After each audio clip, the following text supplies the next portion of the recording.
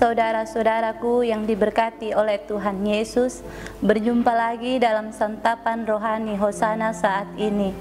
Bersama saya, Eka Poli Jawariwu, pada edisi kali ini kita akan merefleksikan diri sesuai dengan firman Tuhan yang terambil dari Yesaya 41 ayat yang ke-9. Namun sebelumnya, mari kita minta pimpinan Roh Kudus dalam doa. Kita berdoa. Bapa kami yang ada di dalam kerajaan surga, Bapa yang kami sembah lewat anak-Mu Yesus Kristus, kini tiba saatnya kami akan membaca serta merenungkan firman-Mu. Tetapi terlebih daripada itu Tuhan, siapakah kami yang mampu memahami akan sabda kebenaran-Mu Bapa? Mari Bapa, Engkau urapi bibir mulut hamba-Mu, agar apa yang hamba perkatakan itu semua berasal daripada-Mu Bapa. Demi Kristus firman yang hidup itu, kami datang dan berdoa kepada Bapa di surga. Amin. Bapak, Mama, Saudara, beginilah bunyi firman Tuhan yang terambil dari Yesaya 41 ayat yang ke-9. Di bawah perikop Israel hamba Tuhan. Engkau yang telah kuambil dari ujung-ujung bumi dan yang telah kupanggil dari penjuru-penjurunya, aku berkata kepadamu, engkau hambaku, aku telah memilih engkau dan tidak menolak engkau. Demikianlah sabda Tuhan. Bapak, Mama, Saudara yang terkasih, Tuhan memilih hambanya bukan berdasarkan kesempurnaan yang dimiliki atau kemampuan yang lebih dari seseorang. Namun karena Tuhan tahu bahwa ia dapat dipakai untuk melakukan pekerjaan Tuhan.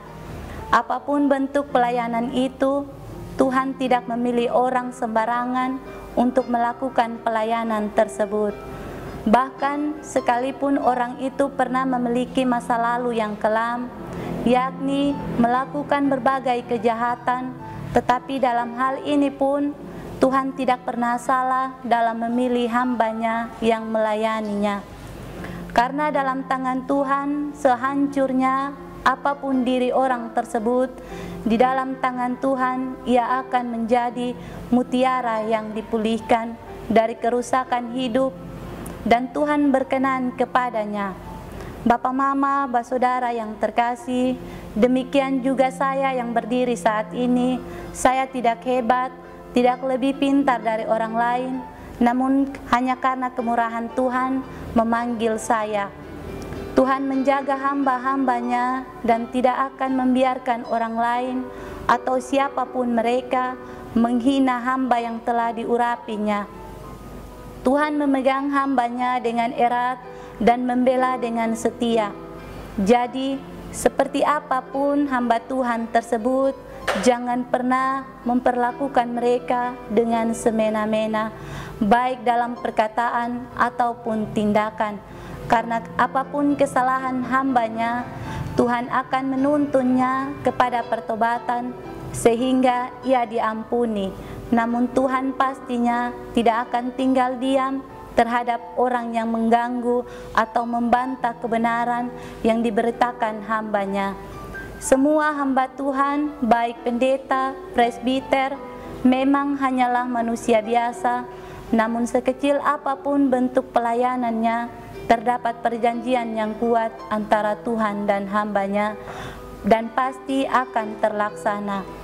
Bapak, Mama, Saudara yang terkasih, dalam nas Yesaya 41 ayat yang ke-11, berikutnya dikatakan, sesungguhnya semua yang bangkit amarahnya terhadap engkau akan mendapat malu dan kena noda.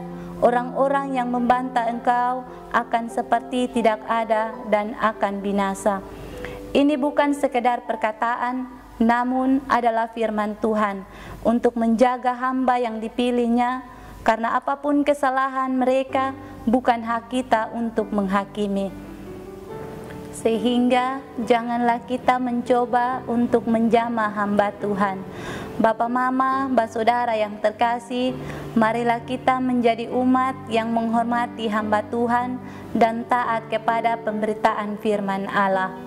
Karena hamba Tuhan yang dipilih adalah yang diutus Tuhan untuk melayani kita dengan roh Tuhan, Mereka dibekali untuk menyampaikan firman Tuhan bagi kita, untuk mengajar, membimbing, mendidik, dan menguatkan kita. Bapak, Mama, Saudara yang terkasih, mengakhiri renungan ini, saya ambil firman Tuhan dari Yesaya 42 ayat 1a yang menyatakan, "Lihat, itu hambaku yang kupegang, orang pilihanku yang kepadanya aku berkenan." Amin.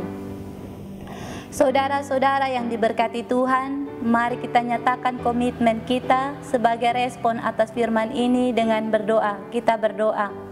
Kembali lagi kami datang ke hadapan hadirat-Mu Bapa. Kami mengucap syukur dan berterima kasih atas berkat firman-Mu pada kami saat ini Tuhan. Biarlah firman-Mu yang sudah kami baca, kami renungkan, boleh kami lakukan di sepanjang kehidupan kami hari lepas hari. Demi Kristus kami berdoa kepada Bapa di surga. Amin. Saudara-saudara yang diberkati, inilah akhir dari santapan rohani Hosana saat ini. Saya berdoa semoga renungan singkat saat ini dapat menjadi berkat bagi saudara-saudara sekalian. Kita akan jumpa lagi di lain waktu. Tuhan Yesus menyertai kita semua. Shalom.